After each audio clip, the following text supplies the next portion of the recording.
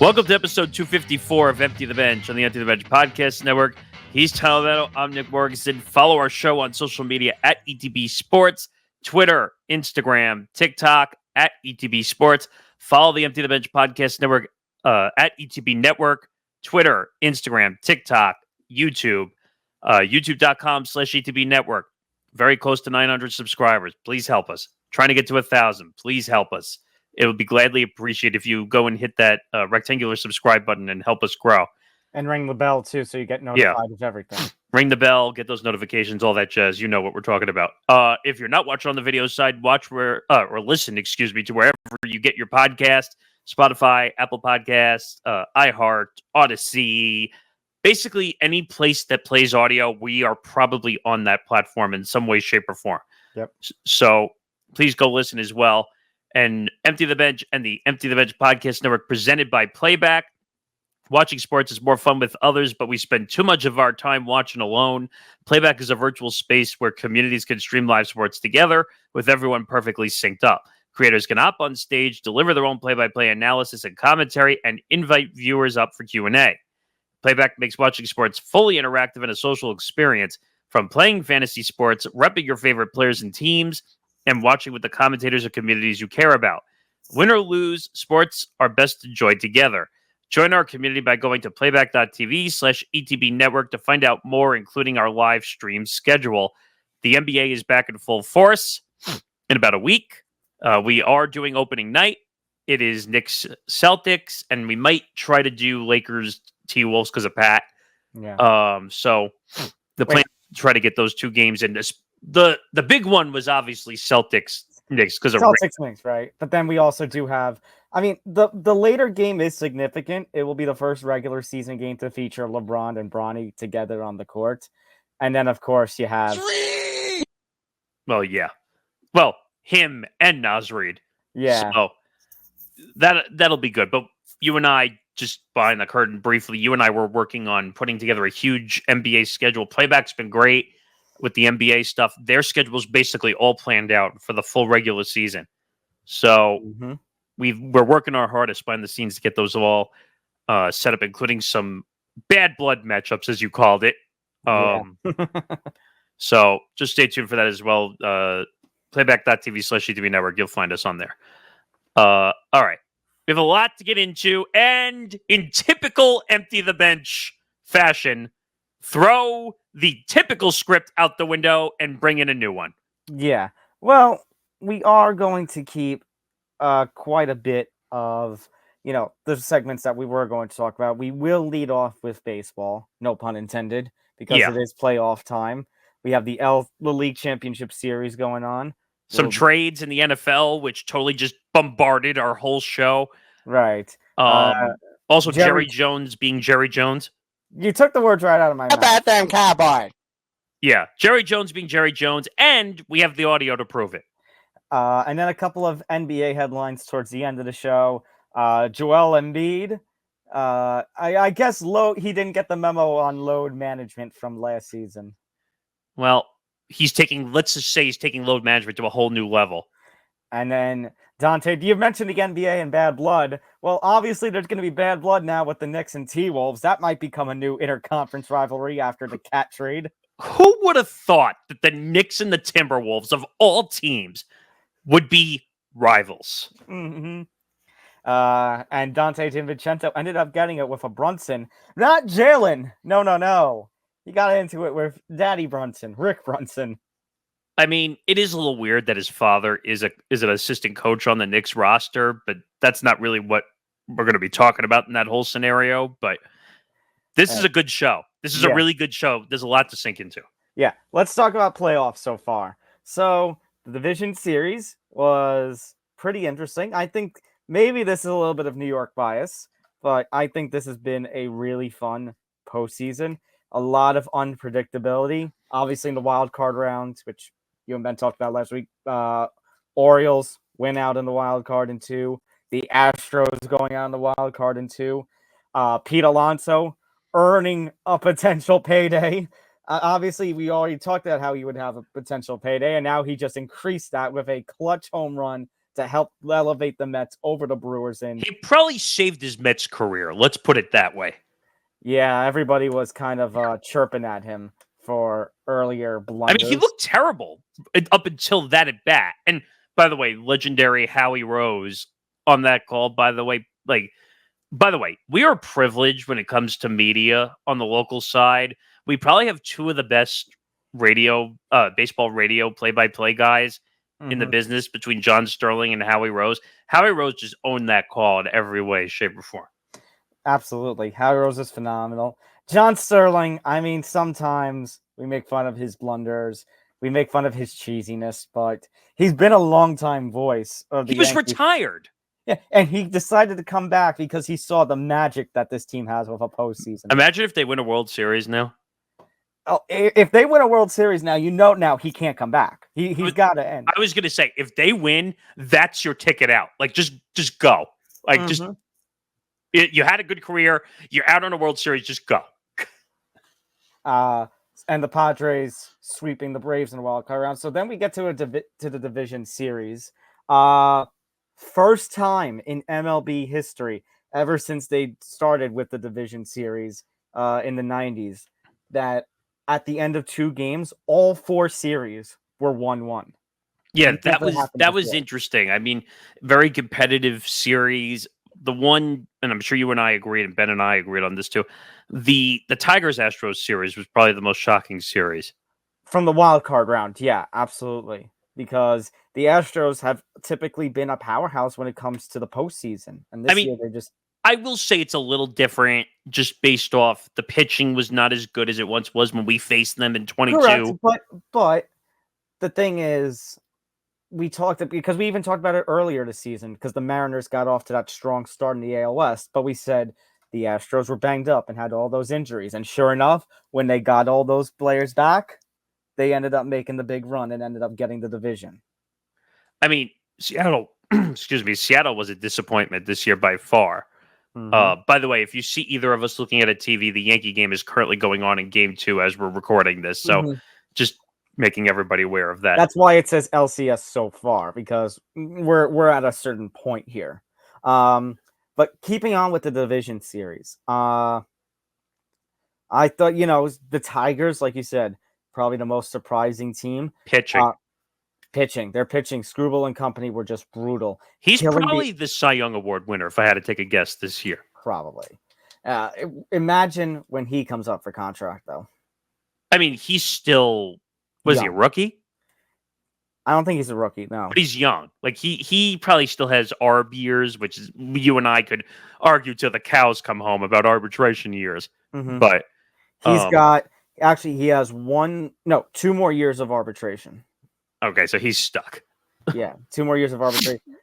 After the 2026 season, I think he's a free agent. But I think they found a gold mine in Detroit, for sure. And we talk about a little resentment of him as New York fans, but it goes to show AJ Hinch and the mind of how he and the coaching staff in Detroit were able to develop. This was a Detroit team that just a couple of years ago, they had all those young players. But obviously, with young players was going to come growing pains, and they just lost consistently. But now you got Screwball. I think Casey Mize is still there. You have all this strong pitching, which you had some strong pitching back in the 2000s, 2010s with like Verlander and Scherzer that helped elevate the Tigers to a couple of pennants, in addition to a couple of power bats. I mean, that was back with the Prince Fielder, Miguel Cabrera, Maglio earlier. Yeah. Like 2006 and 2012, I believe, were the pennant years. Did they make 2 World Series in that span? I can't remember. Yes. They lost to the Cardinals in 06. They lost to the Giants in 12. That was when the Giants were on an incredible run, like winning in the even years, right? Yep. I mean... But, they fell short but they took the Guardians to the limit. They took them to 5 games. I thought the Tigers were going to pull that out. I really did. I think they just ran out of gas for young teams. Which happens for young teams. But imagine they continue the momentum they're on. They're going to become dangerous. Well, speaking of amazing pitchers, also, if you want to talk about Cleveland, and I'm going to butcher his name, the closer. Claus, Claus, yeah. That guy is dominant. By the way, his closer entrance is epic. Oh, because they do the wild thing. Yes, that thing is epic. Like, well, of course they pick Cleveland. That makes total sense. But like his entrance and his hair is epic too. I mean, but looking at the rest of the division series, on the other side of the American League, the Yankees obviously doing a phenomenal job against Kansas City. Had a couple of scares. I mean, let's be real. Aaron Judge has not produced. He has not shed off. I call him New A-Rod. Just like how A-Rod back in the day always struggled in the postseason, with the exception of 2009. Judge is not producing. I agree and I disagree not with to that the point, statement. well, let me be clear. Not to the point where we would do something drastic like Joe Torre and bat Aaron You mean Judge bat him eighth in the lineup? Yeah. The one thing I disagree, I feel like Judge worked the count better than A-Rod did. So, like, you'll see him take walks. Yes. Like, A-Rod was up there, like, forcing at bats, trying to produce. That I agree with. But, like we just mentioned, Pete Alonso having his postseason moment. We're still waiting on that Aaron Judge postseason moment. Right, but at least he's not, like, making loud outs and doing nothing. Like, at least he's walking. He got a sacrifice flying game too. Sacrifice is right. He's adding up the RBIs. But it's just, at some point you got to produce. And when you mention, I think right before we started recording about Juan Soto and about, pay the man. This goes back to something we talked about, I think a month or so ago, about, I don't remember if it was on the air or just off the air, just casual conversation about if Judge as the captain, We talked about this on the show. Okay, about do you let Juan Soto get more money than you? And I think at this point, that's petty. Well, I think at this point, I'm going to be a little old school as the captain. If that means your team gets success and wins World Series and titles, yes. Pay the man. I'm serious. Pay the man. I don't care. And as much as Soto has not produced as much in the season, I mean, has not produced as much in the playoffs as. But he's had a couple 3-hit games already. That's what I mean. Like, he's not performing to the level of Soto was during the regular season. But he walks. Yeah. But he walks. He's still, I think, producing more than Judge. He scares pitchers too, which forces them to miss to other hitters. Like, exactly. Wells, he's struggling as well. But of all people, and obviously, if you listen to any show, they're talking about it with the Yankees. It's the supporting cast all of a sudden has now risen up. Torres, I mean, he's had a hot second half of the year, but you can say he's got heart too, for sure. Obviously, he's playing for a contract, regardless if it's the Yankees or anywhere else. It's not going to be here. I just know that for a fact. Verdugo, he's performing admirably. He's all of a sudden clutch at the plate. And then Stanton, for everything that you may say about Stanton during the season or in the past, when it comes to the playoffs, he somehow comes through. Yeah, he's at another level. I mean, I heard it quite a bit. I've even heard Michael Kay talk about it on the radio show. He's there for the playoffs. Mm-hmm. Like, you got to get him through the season, make sure he's healthy. He's going to have an injury or two. I was going to say, obviously he had an IL stint, but I think this is the best Giancarlo has looked and performed ever since we got him. And he had a significantly long IL stint, if I remember correctly. It wasn't as long as we feared. But I'm saying he missed a good chunk of time. A little bit of time, but he actually managed to come back. Oh, he managed to come back okay. But his numbers are playoffs. That's really where he owns and rakes. Right. The thing you got to worry about, because the first game where they beat the Royals 6-5, Cole didn't look great. When they lost to the Royals 4-2 in Game 2, Rodon didn't look great. Cole managed to bounce back in Game 4 when they clinched a series of 3-1. Well, one thing I want to say, though, is Rodon jumped the gun.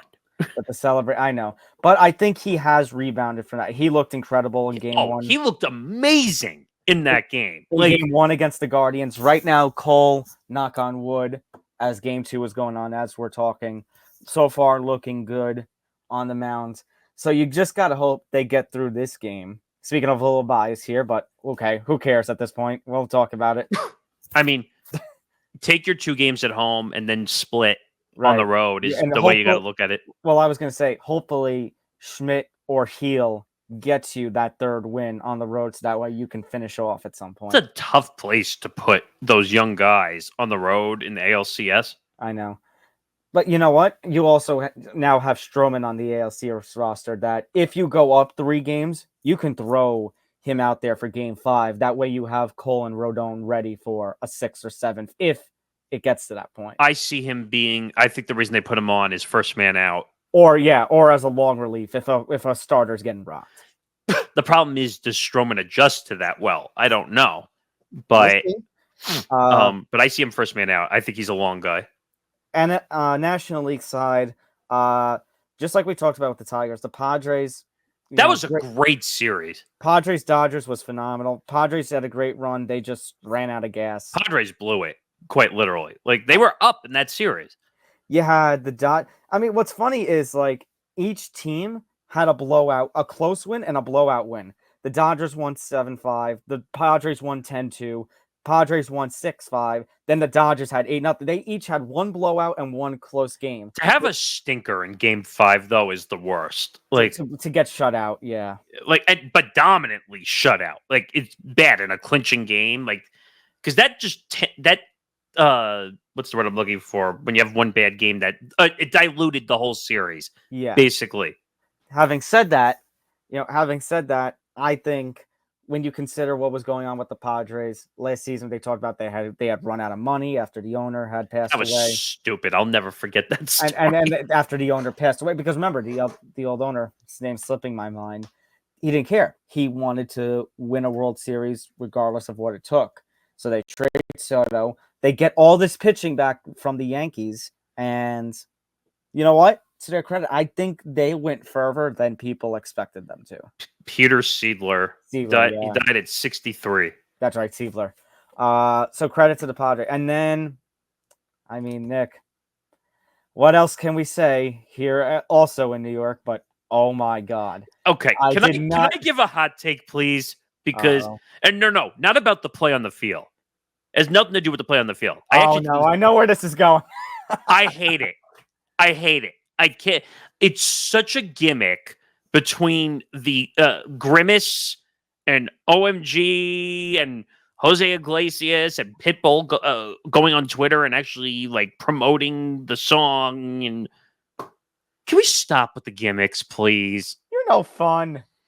No, but it's like it's like too much. You're no fun. It's every hit, every run scored, every strike pitch. Come on, have a little humor. The Mets season was saved by Grimace. They're in the LCS I wouldn't go that far. Of Grimace. I would say that they had to play really good baseball to overturn it. Absolutely. I mean, to think, this was a team where, do you remember, and this actually stretches over to the Tigers too. Do you remember that clip? 10 games under. Right. They were 10 games under, but there was a clip, I think it was from late April or early May. It's the Mets versus the Tigers at Citi Field. And Citi Field is just empty because, it's the Mets and the Tigers. They're not going to do anything. They were in free fall. Right. Well, remember, Uncle Steve basically said to Scherzer before he traded, we're punting on 24. When you're punting, you make the LCS in a year that you're punting. What are you going to do when you're actually competing? Well, here's the one weird thing about baseball. We've had this conversation before. Baseball, even though we say it's boring and there's a lot of extra games, it's still very unpredictable, the outcome of series and games. Especially the playoffs. So, like, everyone likes the mystique of the one-gamers in the NFL. Yeah. Or the NBA is probably the most boring because it's the longest series. Right. And you know what? As much as we criticize it, and even I hated it with my old school mind, that's what these extra wild cards are doing. All of a sudden now, Nick, I think if it wasn't for the Dodgers winning Game 5, if the Padres had won Game 5, we would have had 3 years in a row where the two NLCS teams were wild cards. Oh, Mets Padres, right? Yeah, if it was Mets Padres, because they played last year. Mm-hmm. Because 2020, no, that was 2022. That was the wild card series that year. But 2023. The Phillies and Diamondbacks made it. They were wild card teams, and they made the NLCS. 2022 was the Phillies and I think the Padres. I think the NLCS. Padres would have been a worse matchup for the Mets, in my opinion. In my opinion. 2022 was the Phillies and Diamondbacks. 2023 was the Phillies and I think the Padres. I think the Padres would have been a worse matchup for the Mets, in my opinion. 2022 was the Phillies and I think the Padres. I think the Padres would have been a worse matchup for the Mets, in my opinion. which is scary considering that the Dodgers spent all that money and they were the top team, and MLB can't stop over promoting Shohei Ohtani and his dumb commercials, which you were pointing out last night. I mean, could the Dodgers really lose this series? Well, I don't know what to think of the NLCS so far because the Dodgers had a blowout win in Game 1, and then the Mets had a blowout win in Game 2. I call Game 1 an outlier because the Mets, that's not how the Mets have been playing all playoffs. Yeah, but you know what? When you're playing so many games, you're liable to have a stinker. Yeah, absolutely. Well, usually you don't get 9-0 in a playoffs. That's rare. But you know what? I think back to 1996 when the Yankees won the World Series. Remember that first game with the Braves? They lost 12-1. I forgot about that. You're right. But could the Dodgers really legitimately lose this series because of pitching? I think they could. I think they could too. I think it's going to be really interesting to see what happens because the Dodgers on paper should have better pitching, but we've talked about it. I talked about it with Ben and Ryan on Hitting for the Cycle. The big problem, and we talked, especially when the trade deadline happened, the big problem with the Dodgers, why they got Jack Flaherty at their pitching was so banged up this season. He hasn't been great either. Right. Well, their pitching was just so banged up this season. Well, they lost at least one pitcher to Tommy John, maybe two. Right. Yamamoto also spent time on the injured. He finally came back. That's the only reason why they might win this series, possibly. Well, and Ohtani. Ohtani's going to have to carry this series. They also do. I said, don't put it all on the pitching because they also do have Ohtani and Mookie. Freddie Freeman's hurt. People forget that too, that he's playing through an injury. Yeah. So that series, I don't know what to expect. Like when Game 3 airs, Game 3 takes place the day that this show airs. I feel like that's when I'm going to get the best feeling about what's going to happen with the NLCS. Right. Right now with the ALCS, I hate to say this because I'm jumping the gun, but I think that series is over. You're way jumping the gun. No, because look at the way Cleveland is playing so far in this series. Top of the fourth, by the way, nobody out, and there's runners on first and second. So I would slow your horse. They're not playing well. You have to admit so far that they look... I will agree with you on that. They're not playing well. Too many wild pitches in Game 1. I could not believe the amount of wild pitches and pass balls the bullpen was throwing in Game 1. 4 pitches. And then earlier the day we're recording this in Game 2, in the first inning, Judge managed to get on and a run scored because the shortstop ran over to the second base area and missed the pop-up. You don't see that in the playoffs. I was gonna say that's very Luis Castillo. But in the playoffs? No, not in the playoffs. But that was Yankees Mets. But I don't know. Cleveland does not look good. They look like they're a little out of gas too. But I don't know. I could see the Yankees winning that in 5. To be honest, is that going to be your prediction, Yankee 5? I think it's going to be Yankees in 5. I will actually. You know how I hate being, how I'm very cautious, but I will let my bias play out here. I'm gonna stick with you. I'm gonna go Yankees in 5. I mean, maybe they lose one game, maybe because they get a little what's the word? Ego, not ego, but impatient. Yeah, they put it in the books and then they lose a game. Yeah, that's why I kind of want to say 6 because it also would be typical Yankees to not do it in Cleveland, but do it at home. I hope that's not the reason why they do it. I know what you mean, but I'm saying in terms of typical Yankee story, they would do it at home more than they would do it on the road. Well, they won in Kansas City. They did win in Kansas City. You're right. That's the Division Series. And by the way, they probably should have swept that series. Yeah, they lost an unfortunate game. To be honest, again. Cole and Rodon, their first 2 starts. They won the game that Cole pitched, but they didn't look great. The bullpen is just fantastic. That's what's keeping them. And Clay Holmes, and I give credit to you on this one because Clay Holmes finding a better setup man, finding a home in that 6, 7, 8. It's weird to say. It's weird to say because, but how they talk about with baseball, not everybody can be a designated hitter. As stupid as it is to say. You mean like the Edgar Martinez type of role, right? Not every setup guy can transition into a closer. Obviously, it's not easy. Obviously, Mariano Rivera did it, when he set up for John Wetland in 96 and then ended up 97 taking over the closer role, but not everybody can do it. I think Clay Holmes is fantastic as a setup guy.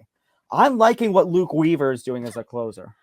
I mean, the way I think I brought this example up to you when we were talking about the Yankee bullpen of old, way back when. You look at like a Paul Quantrill, Tom Gordon to Mo. Yeah. That's what it kind of feels like a little bit. I don't know who would be the third guy in that trio. The only other guy I think of a setup guy, and I was not a fan of him, Kyle Farnsworth. Well, no, I'm talking about now. What would be the trio? If you had Gordon, Quantrill, Gordon, and Rivera, so you have Weaver and you have Holmes, who would be that third guy in that trio? That's what I'm trying to figure out, because the bullpen is good, but it's not a lot of big names. Would you say maybe Kenley or Hill? Maybe Kenley? I think Kenley, probably. And he's the guy that keeps going in and out of this team. Yeah.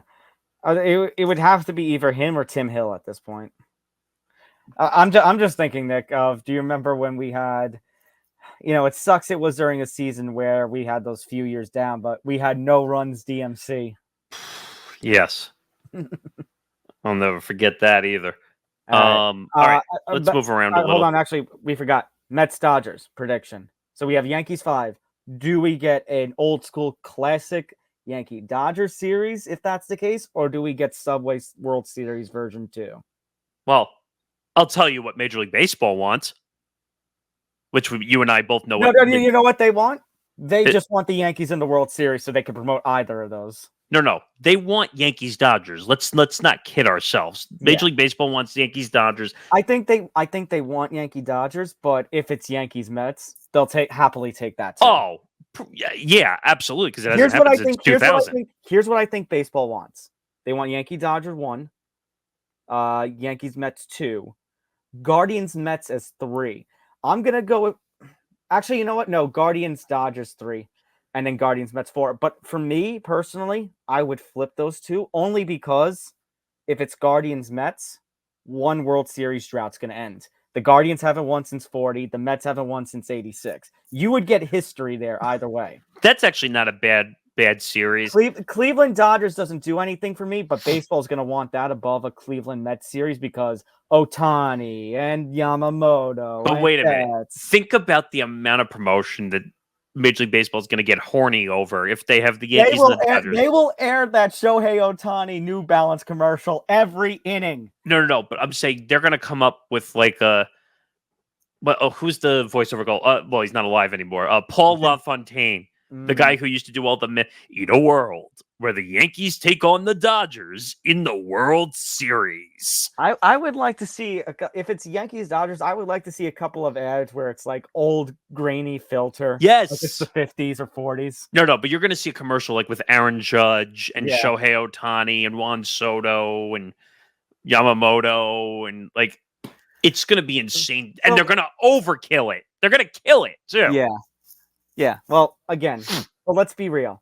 And maybe we're okay with it because obviously we're Yankee fans, but the MLB is rooting hard that the Yankees beat the Guardians. I think that one is more a foregone conclusion than the Met Dodgers series, to be quite honest. I was just saying, because then if you're MLB, it's win-win. Either Subway Series 2.0 or old school Yankee Dodger Judge versus Ohtani World Series. I think that one goes 6 or 7. I do. Who do you see coming out on top? I don't know. I feel like if it goes longer, I think it benefits the Mets. Yeah. So, hot take.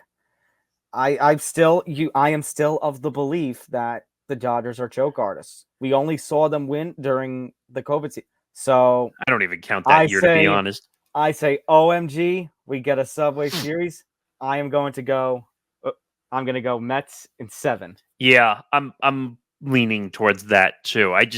The only thing that might hurt them, because I'm assuming the Dodgers are have the home field. Yes. Maybe that comes back to bite the Mets in Game 7. Maybe, I don't know, but we've seen when it's clutch time. They're in Game 3 against the Brewers, or they're about to clinch. Well, the Brewers can't win shit. Or no, I know, but I'm saying also when they were taking on the Phillies and they were at home in Game 4 of an opportunity. Somehow they always just seem to come through. By the way, pay Vientos, man. I know. And they keep, and I don't know if you saw his press conference after he was intentionally walked in what was that? He took it personally and hit a grand slam. Yeah, I mean, what an incredible moment it's been for him in the Philly series and in the Dodgers series. It's been incredible. Let me put a bow on it this way: the MLB playoffs have been great for the first time in a while. This has been a phenomenal postseason, and I have to say. With, I mean, we had a couple of crazy nights very recently in New York with all the primetime matchups. Obviously, Giants-Jets didn't We win. don't even have time to talk about that. Right. But I'm just saying, I feel like now the Rangers season's back. The Knicks are about to come back, and the Knicks are a highly hyped team in the NBA.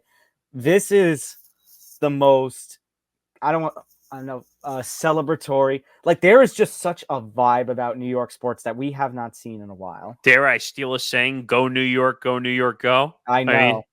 That's how it's feeling right now. Right. Quickly, this is going to be a little bit on the sad end. The reason this banner is long is because we have some mixed reports going on. Well, this got updated right before we started doing the show. Yeah. So where the original headline was going to be that opening first line there, that according to the Rays, it would take weeks. Obviously, our thoughts go out to everybody who's been affected by Hurricane Milton. Tough storm. Especially down in Florida and all the damage and fatalities that have happened there.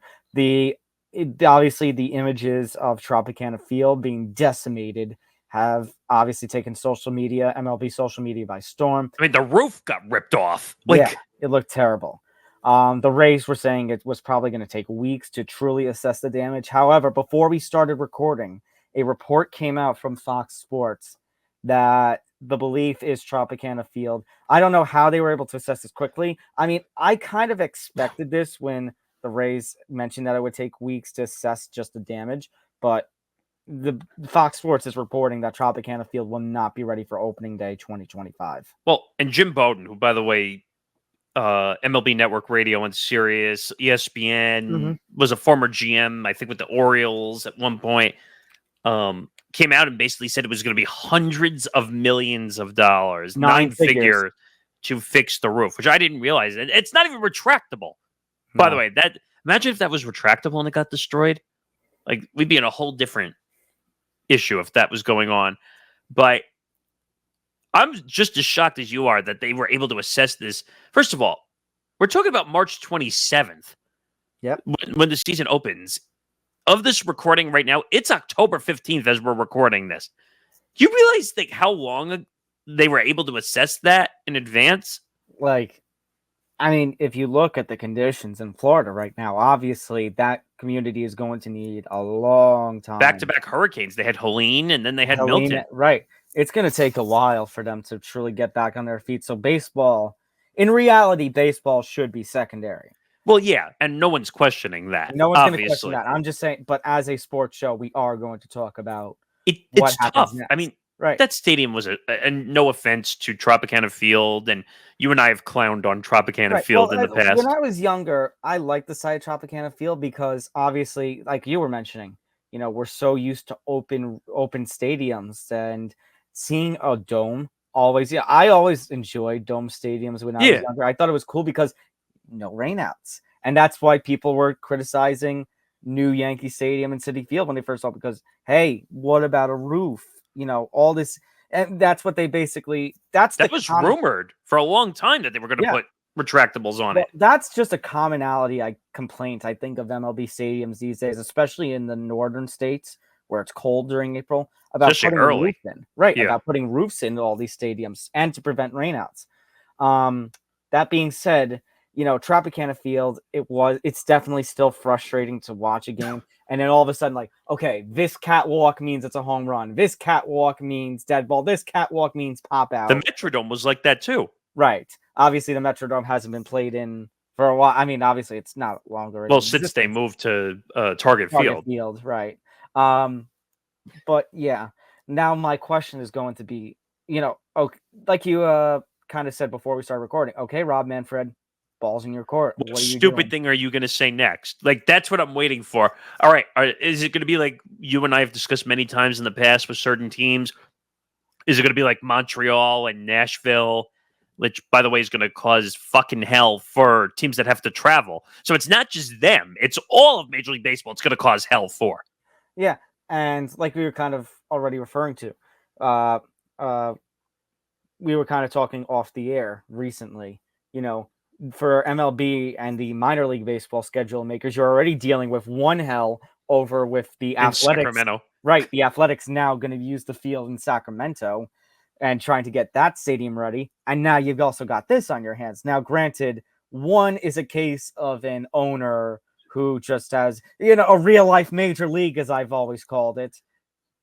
And one is that case in order to try and get to Vegas as soon as possible. This is the case of obviously the Rays, the city. They've all had discussions about a potential new stadium. But at the end of the day, this is a natural disaster that is out of everybody's control. Right. The one question I have, and they probably can't do it just because of the way the roof is put together. Could they just open the stadium temporarily and play open? I'm gonna say no, only because the roof is, like you said, the roof is kind of destroyed. You got damage still. Obviously, they'll have cleanup and stuff, but I don't know if I would feel comfortable. We talk about how we're uncomfortable with Tropicana Field at 100%. If that stadium is not at 100%, I would still even feel less comfortable playing there. That's true. I mean, I would rather, even if it was for half a season or one season, you talk about the scheduling hell, but I think it would be safe at this point, especially when you consider MLB, not for the near future, but toying. We've talked about earlier this year, toying with the idea of expansion, that maybe they spend a little bit of time in Nashville or spend a little time in Montreal until the stadium's ready again. Let's put it this way. There's no ideal scenario here. Absolutely not. And I'm really hoping, like what you said earlier, which Rob Manfred doesn't try to use the hurricane as an excuse to say, oh, we got to move him early. We got to move him early. Can we not? Like, I'm begging Rob Manfred, please don't turn this into a spectacle. I'm begging, please. Like, I'm not the biggest fan of the Metrodome at this point, but not like this. Like, this is sad. And the Metrodome had way more of those weird field issue things. Did I say Metrodome? I'm a Tropicana. You said no, but I'm glad you brought that up, because like Tropicana Field, you had all those weird nuances where the ball would hit here and it would be a double and it was a home run over here. So there was some nuance to it. But keep it simple, stupid. Yes, it's one of my favorite sayings, by the way. All right, let's go over to the NFL, because trade hell happened. We're still 2 weeks away from the trade deadline, and trades are already beginning to unfold. The Davante Adams trade has happened. He did indeed go over to the Jets, but he was not alone. Amari Cooper now has a new home in Buffalo, and Cam Akers has a new home in Minnesota. Again, he's back in Minnesota. We're going back to Minnesota. Yes. All right. I know. I mean, we're obviously going to start in the big place, because that's the one that made headlines. Yeah, and it's the one that a certain someone here is a fan of. Although sometimes I question that word "fan." RELAX. And by the way, he was on McAfee's show, and all of a sudden, Davante Adams showed up. I saw behind him. Like, wait, what? And so I'm trying to. Long story short, like, I'm scrambling to get a video out because this news just breaks. And by the way, I don't know if you knew this, but he was in the building already before the trade was announced. I know. Which makes no sense to me whatsoever. The trade was for a conditional 3rd-round pick. So they basically got nothing. If he makes first or second pro team, I think he could become a 2nd-rounder. Yeah. And I think it could even be higher, like if they make it to the Super Bowl. No, it can't be a first. It's either going to be a 3rd or a 2nd. But they were saying, like, there was 2 scenarios. Either he made the 1st or 2nd team, or they make the Super Bowl, and then it becomes a 2nd, yeah. But you know what? only giving up a second or third for Davante Adams, I think it's not a bad trade, I guess. Yeah, like you, I think we both were in agreement. A couple of colleagues of mine that I talked about were in agreement that once the Chiefs lost Rashee Rice, we said, okay, the Chiefs are going to swoop in. They'll give up a first or a second to get Adams. But the money didn't work. The money didn't work, and the Jets beat them to the punch. I mean, I got to give credit where credit's due. At the same time, I don't think Aaron Rodgers is doing himself any favors. When basically people are accusing him of getting Robert Saleh fired. I mean, I told you, like, there's what was the word I used there's a juxtaposition between the Monday Night Football game, which I really wanted to try to avoid, and this move. Mike Williams, like, just looks awful. I don't know why they made that move to begin with. He was injured a ton in San Diego, now Los Angeles, and falls down on the final play of the game and gets picked and gets hurt. So he double whammied himself. Well, he seemed okay afterward. But it looked like he hit his head or something. But I'm saying, I get where you're going, because you had the Robert Saleh thing last week, and now conveniently they're putting Mike Williams on the trade block. I mean, can we stop blaming this on other people? Like, Aaron Rodgers is the leader of this team. And I guarantee you, if the Jets miss the playoffs with Aaron Rodgers as the quarterback, Joe Douglas is a goner. He has to be. I mean, you gave him Davante Adams. You made all these moves in the offseason. You gave him Allen Lazard, which, by the way, made an incredible Hail Mary catch at the end of the first half. It's amazing what he and Lazard could do. But you know who's probably pissed off right now? Oh. Garrett Wilson. Well, probably. You know who's pissed off even more? Garrett Wilson fantasy owners. Probably. Well, Davante Adams owners might be happier. I don't know. Yeah. But, excuse me, but I don't know. I'm not a fan of the move, believe it or not, as a Jet fan. And because you're 2-4. You're telling me now you made the move for Davante Adams, you're 2-4? And the thing is, I'm worried that you know how typically anybody who's traded doesn't play that first week because they got to learn the playbook and everything. I don't know. His injuries, too. Right, but I don't think there's much of an injury. I think it's just he wanted to get out of Vegas. Well, no, he had to pass a physical. They said that. But my point is, Nick, you're 2-4. You're about to go on the road Sunday Night Football against Pittsburgh and that tough defense. I feel like the Jets are in more need. Like, I'm all for them taking a week off, but the Jets, I don't think, are in that position, because would you rather have Davante Adams getting ready, making his debut in that big game, or when you're potentially 2-5 and you travel up to itty bitty Foxborough? It's like itty bitty Foxborough now because the Patriots are kind of nothing. Like, my point being, with the kind of star Davante is and what you like, all this talk about getting him and the position the Jets are in, I think you need him in this Sunday night's game. Well, yeah, you have no choice. That's why I think he was already in the building before the trade was announced, because they were doing everything in their freaking power to get him in the damn building to get him ready. Especially because he's already familiar with Rodgers. So I don't think there's going to be too much of a learning curve. Now, I will say the offenses are different in Vegas than they were in New York, for sure.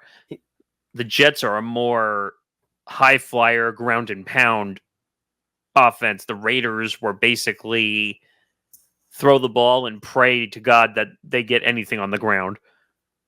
So I don't know. To me, I don't like the move, and people are going to say, but you're a Jet fan. And I'm like, I know, but I think the season is a wash, to be quite honest. People were saying when we were doing football forecast, they're like, oh, well, you're playing a game for first place. We were not favored to win this game. Well, now basically you're going to have to play catch up, because now I still think there's the potential, because you're only a game or two behind Buffalo, but now you're basically playing catch up at this point. And by the way, like, I understand people are going to get mad at Aaron, and they're going to get mad at Joe Douglas and Woody Johnson. We're not blaming Greg Zuerlein for missing 2 kicks on Monday Night Football. Yeah, I mean, he makes those 2 kicks, you win the game. I mean, fallacy predetermined outcome, but they definitely would have been leading going into the end of the game for sure. So he should be cut for missing 2 kicks under 40 yards. All right, let's look at the other just quickly. Amari Cooper. I mean, I have liked He's a decent player. I have liked what Buffalo has done so far, with the receiver, because obviously Stephon Diggs gone. Gabe Davis didn't do all of much last season with his gone. And he's still hurt. Right. Well, he had a couple of touchdowns a couple of weeks ago with Jacksonville. Right. But you had Khalil Shakur and a couple of others now. It's young players, but they've done well so far. I mean, Josh Allen, to his credit, whether you like him or not personally, he is always going to be one of the best quarterbacks in the NFL. And now you get him a bona fide star in Amari Cooper. And if you're Amari Cooper, you must be doing backflips. You go from Deshaun Watson and that horrid, putrid Cleveland offense to a contender in the AFC. I mean, he's probably going because What sound did you play? Oh, he's probably yes. He's probably wooing to high heaven because now he can actually catch passes from a quarterback that doesn't have a horrible reputation on the field.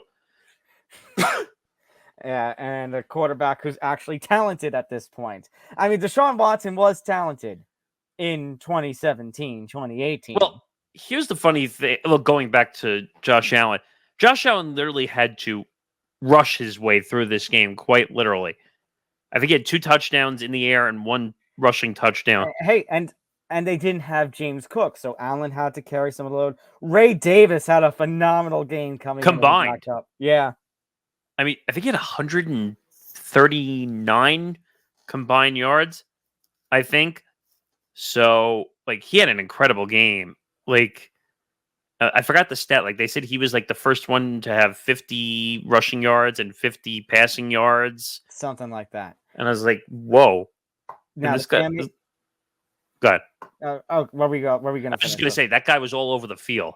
Mm-hmm. The Cam Akers move, he's back in Minnesota. I'm surprised, considering Mixon has the injuries. I am too. Right. Mixon was a little banged up previously, but speaking of it, that makes me question because Aaron Jones was banged up during the London game. Does that mean there's something worse than we think about with Aaron Jones? Does that mean the backfield in Minnesota is going to be Ty Chandler and Cam Akers? Which is B- at best. I was going to say that's a mid running back level. You're right. It's actually more mid.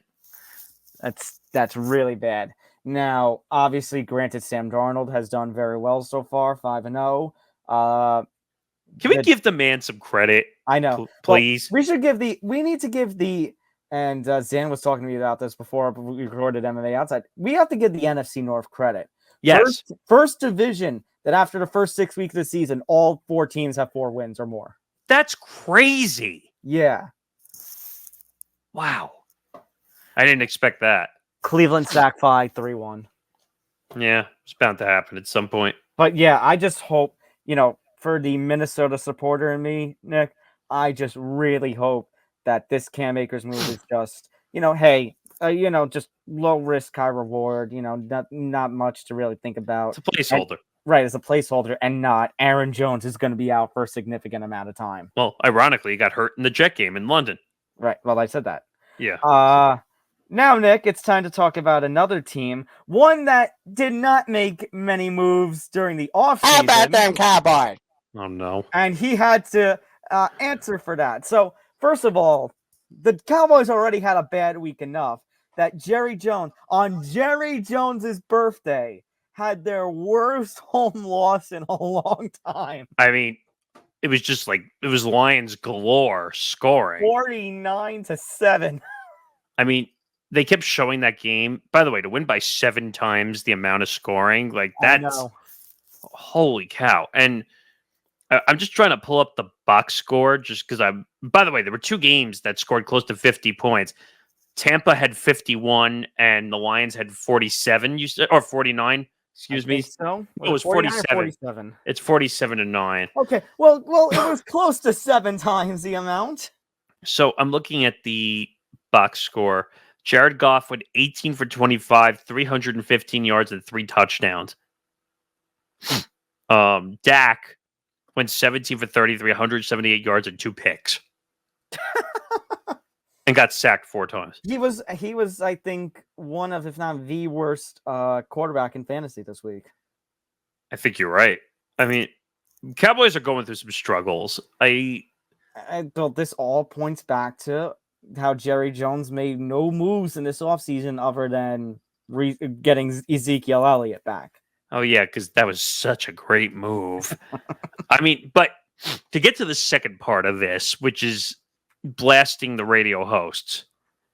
So he has I don't know, they call it a radio show. It's really more of a call-in. The segment with the well, it would be the head coach or the GM, but in this case, the owner is the owner and the GM. I mean, so he calls in, and he has the nerve. We talked about this a few weeks ago. Has the nerve to say there's no better general manager in the NFL beside me. Yeah. How about them Cowboys? I mean, this whole thing was insane. So I went and I pulled this audio, and it's long enough where you and I are going to have to pause and break some of this down. Like, it's 2.5 minutes, and I'm going to stop at parts because there's certain parts when I went through this and I said, What's oh my the God. Radio station, by the way. It's 105.3 The Fan in Dallas. So, goes on there. I'm trying to find the host because I actually have it. And basically, well, I'll let the audio do the talking. So here's the audio from 105.3 The Fan and Jerry Jones. Take a listen. Tell you what I'll do about it. I will let us sit down and look at the decisions we've made over the last several years. Okay? I'll look at it. Now, if you think I'm interested on a damn phone call with you over a radio and sitting here and throwing all the good out with the dishwater, you have got to be smoking something over there this morning. I'm not. And I really don't, and I don't even want our listeners to listen to me, to talk about, this is not your job. Your job isn't to let me go over all the reasons that I did something and I'm sorry that I did it. That's not your job. Well, my job is to ask why. A job, or I'll get somebody else to ask these questions, man. Okay, time out. Really? You're going to threaten a radio host's job because you didn't like the questions? You mean, look, and we talk about this, and yeah, you know, I would talk about this. Someone we know would also talk about this. You know, the job in journalism is sometimes to ask the tough questions. You know, and just regardless of that end, going on the Jerry end, you know, as the person responsible for the team in two ways, as the owner and as the person who is making the team financial decisions. If something is backfiring and something is not working, guess who has to answer for it, Jerry? You're dumbass. You have to answer it. Well, let's keep going because it gets a little stranger. I think that, by the way, hold on. Jerry, we're trying. What?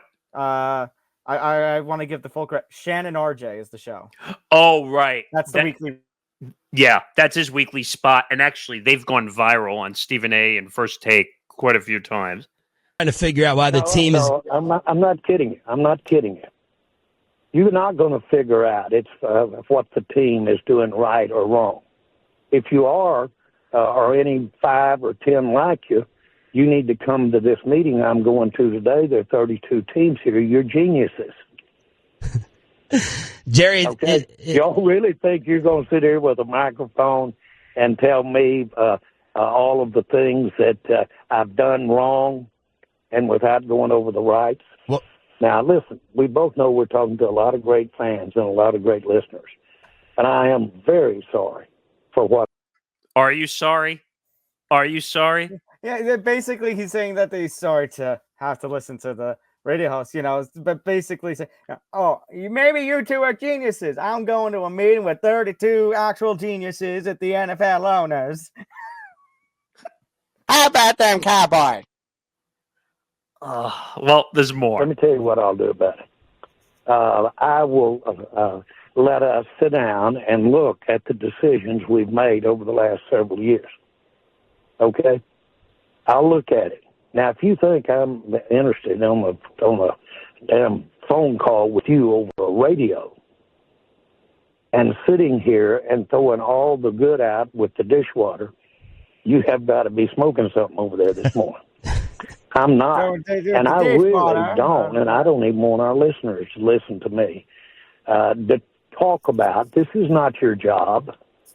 All right, I think it's just looping. Yeah, so basically, what the hell is wrong with you, Jerry? Because people want to listen to me, and they want to listen to all the good things about the Cowboy. You know, they don't need to know that I didn't do nothing to help this team. And they don't know I didn't do anything to besides signing Ezekiel Elliott in the offseason. Yeah, but here's my problem, okay? And you know I've worked in this business for a while. I know. And I don't care if you're the president. I don't care if you're an athlete. I don't care if you're a star. You don't disrespect the radio host and threaten their job in the process of being lost because you didn't like a question about your poverty franchise. That's what I'm trying to say. Even though your franchise is worth like $10 billion. I was going to say, poverty franchise, Mr. Morgasen, have you seen the amount of money that I have? I go to bed with my money. I have a bed made of my money. Hey, Jerry, when's the last time you won a Super Bowl? Screw you, Morgasen. Yeah, exactly. But I have no tolerance for someone blasting someone and threatening to fire them during an interview. Like, who are you, Jerry? Your team stinks. What do you want me to do? Fire myself? Yes. Okay, self, you're fired. Yeah. And then you're going to rehire yourself. Yeah. Like, I'm just imagining him doing negotiations for himself to remain the general manager. You out of your mind with those terms. I think I'm being fairly reasonable.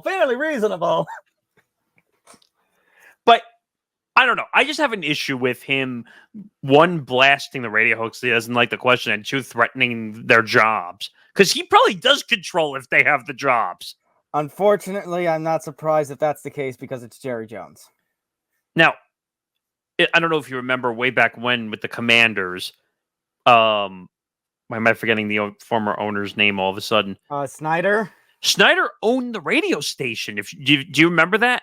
Yeah. And remember he fired people because he didn't like what, or he'd be listening into the radio station to see if they were talking about him and then he would fire people. Mm-hmm. I don't think Jerry owns the station, so no, I think there's it's Odyssey. It's Odyssey. But basically, this is bull. Like, your team stinks. You're mad because your team got embarrassed 47-9. I would even say this is worse than the loss the Jets suffered to the Bills. Mm-hmm. And that's saying a lot. Absolutely. 10 times over. Ending the NFL segment here, unfortunately, have to end with this. Aiden Hutchinson, devastating injury, broken tibia, just absolutely brutal. Fox would not show the footage. Ironically, against the Cowboys, that game. This was brutal. I mean, it looked like he just went down. And like it didn't seem like as a massive injury. Yeah. But I don't know. Like it was a tough injury to watch. Really tough. I think the only kind of injuries, Nick, where I think about what he suffered, you'd have to go back to, like I think of my MMA experience. So when Anderson Silva against Chris Weidman, was that 11 years ago now? Weidman himself breaking his leg a few years ago when the UFC had their big comeback show in Jacksonville. Was that the one where you heard the crack sound? Basically, yeah. Oh, I remember that one. Oh, I cringe still thinking about that one. Yeah, I know. So my hope is all the best for Aiden Hutchinson. He got put into emergency surgery. I think when you have any broken, like especially a tibial or any part of the leg, usually that's going to require you to go immediately into surgery. Obviously done for the year. We can already say that. So My hope is at some point we see him again next year on the field. and he's really good for his position too. Yeah. It's a brutal loss for the Lions defense, and I think they lost another player earlier during that game too. Yes, to I injury. can't remember who it was, but it was another injury, gruesome injury too. So if you're the Lions, that's two brutal pieces. Two brutal losses for your season that you hope to come back from, especially because you're heading into is it this week, a pretty pivotal game with the Vikings? Yeah, I think you're right. Pretty- But yeah. Yeah. So all my best for Aiden. yeah, that was a tough injury. The way that looked, and as you saw, both teams were sad. And yeah, they're at Minnesota on the road. So, right, and we talked about how wild the NFC North is right now. That's a big game. It's a huge game, not just big, huge. Ending the show quickly, just to get through a couple of segments here with the NBA. Joel Embiid has made a suggestion that basically he won't play back-to-back nights again. That's a realistic. He told ESPN that's a realistic possibility. I mean, the only way I can react to this is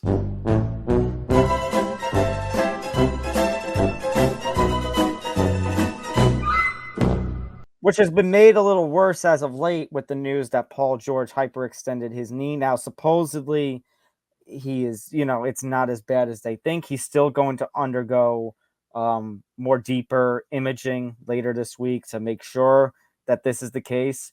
But, if the Paul George injury had been something worse, if it had been a real bad knee injury, it would have been over already. This is not the comment, right? Yeah, and you think about Embiid.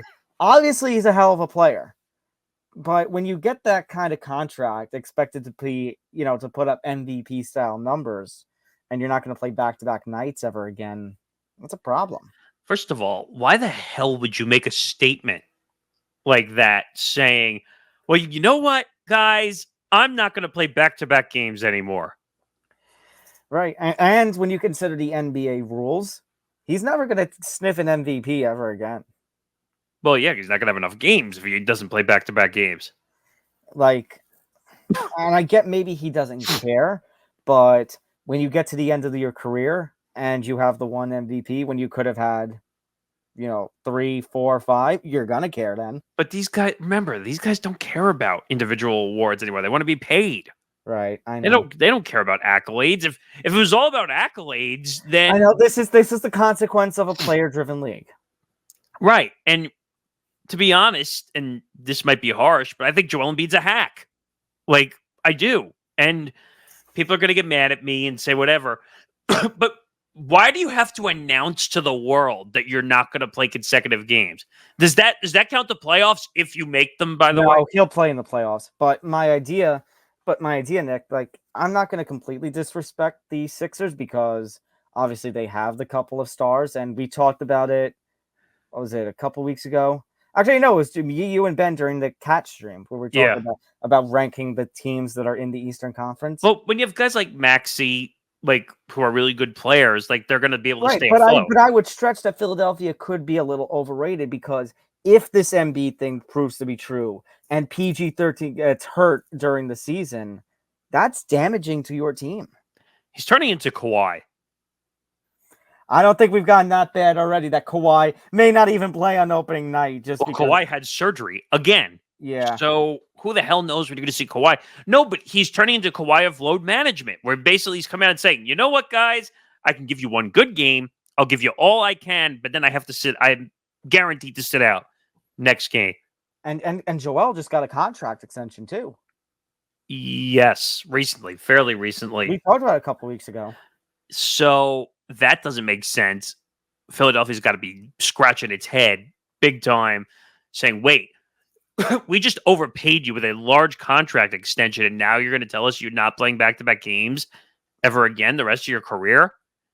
Doesn't make sense. Of course it doesn't make sense. I mean, Philadelphia is donezo, not winning a title. All right. One other story to talk about that does involve my Knicks. The Knicks T-Wolves, I guess, is going to be a rivalry after Donte DiVincenzo obviously showing a little sour feelings about that trade and getting into a heated argument with not Jalen Brunson, but Rick Brunson. This is stupid. This is so incredibly petty and stupid. You have no idea. It's the preseason, and we're already getting into fights. Like, I tell you, that this makes December 19th, though, when they first meet during the regular season, all the more interesting. That's why that's a game I hope we actually get to do. I'm hoping, but with Pat and I both there. Yeah. The Knicks are going to be great. Timberwolves are going to be good too. But now that they lost Cat to New York, that's a whole different. It goes back to what we talked about during the breaking news stream. I think the T-Wolves are going to do well in the long run with this trade. But right now, if we're talking about the immediate, we're talking about the next 2-3 years. That's what the Knicks, like we talked about, we said that's the window. The next 2, 3, maybe 4 years you have. Well, who are you talking about? The Knicks or the T-Wolves? Yeah, for the Knicks. For the Knicks, yeah, it's got to be within the next. I'd be generous to give them 3 to 4 years. Well, I was gonna say, I think Cat's contract is 4. It's 4. It's so 4 with an option for a 5th. So you have 4 years. I think you have 4 years. I know. Like I said on the stream that I still pick Boston over New York, but I think within these 4 years, you got to make the finals at one point. I mean, you would like to make the finals because I would say the finals are a different beast and animal. Well, actually, yeah, I should clarify, right? Because we lost Game 7 to the second round. You got to make the conference finals this season. You got to have like you versus Boston or something. You could have won that series fairly if easily. We were healthy. Yeah. I mean, I don't know. Is this like friendly fire, like momentum heading into the regular season? Is this like, do you use it as the? I don't think you worry about it too much, honestly, because right now, like the T-Wolves are in the other conference. You got to focus on your conference right now and the games that you play. You're not seeing them until December. Right, and that's the thing. And by the way, Donte DiVincenzo needs to shut the hell up. Like, just go play basketball. His mouth got him in trouble multiple times in New York. Especially in the playoff games. Right. So talk is cheap. Play is what matters. And you got to go out and play ball. And he can. Right. No doubt. He's a great shooter. And I think being in New York kind of helped his reputation to show that he was a much better shooter. But because he was elevated up into the starting lineup, I think his numbers were ballooned a lot more than they were in the past. Because he really wasn't a starter. He was like the 6th guy off the bench that could come in and give you momentum, put up threes, put up some points. His numbers obviously got ballooned because he became a starter in the playoffs. And before that, even. So it's going to be more interesting to see Jalen Brunson and Cat playing together and seeing how that duo really blends together. Because Mitchell Robinson's going to be out missing significant time. That's a major problem. Mm-hmm. But I don't really put any stock into this preseason game whatsoever, all because of the trade. That's really the only reason. I think it's going to make it interesting that, like we said earlier in the show, the Knicks T-Wolves could be a new interconference rivalry, but right now I wouldn't worry about it. Like with the Knicks, just get to a good start with the season, worry about the games that are in front of you. You'll come across them in December. I mean, I think Game 1 opening night is a good test. Right. Like, I don't know if they beat the Celtics, but if they keep it a close competitive game to the very end, that could give a really good sign of what's to come. I'd be fine if they just played a competitive Game 1 against the Celtics. Like, and I mean, you don't want to lose, but like, if you play competitive, that's all you could really ask for to start the year. And then hopefully you played them well enough that it is Boston versus New York in the conference final. I think that's what. Good. No, I was going to say, but I'm going to add a caveat. If somehow you make the conference finals and Boston doesn't, then there's no excuse. Then you got to play in the finals. Yeah, I would say so. Yeah. I don't know. It'll be interesting to see, but I don't put any stock into this story because it's their Eastern Western Conference battle. It doesn't matter. Right. I wouldn't call it a non-story because I think it's interesting given the trade and everything, but there's going to be more important matters for the Knicks and the T-Wolves to worry about as the season opens. Well, okay. Maybe let me untwist that then. Basically, I would say it's a story, but there's no stock really to put into it whatsoever. Not yet. Maybe when December 19th comes. That might be a good game. You never know. Yeah. All right. Make sure you hit that like button, subscribe button, and the subscribe button. Hit the notification bell so you get notified of everything here at the Empty the Bench Network. Make sure to follow us across social media at ETB Sports and at ETB Network. Again, subscribe to us here on YouTube, youtube.com/ETB Network. If you can't or you don't want to watch us, you can listen to us. Take us on the road with you wherever you get your podcasts. And if you are listening on the audio end, make sure to come back to the YouTube home, youtube.com/ETB Network. And shout out to our friends over at Playback. We're constantly doing things with them. We got NBA preseason. We did a game on Monday. We're doing a preseason game tonight with you and I. We're looking back at the big three of the and Miami LeBron's Heat. first game in a Heat uniform. Yep, which is Heat Celtics, so that should be fun. It was the opening game of the 2010-11 season. You mentioned we're going to do NBA tip-off night.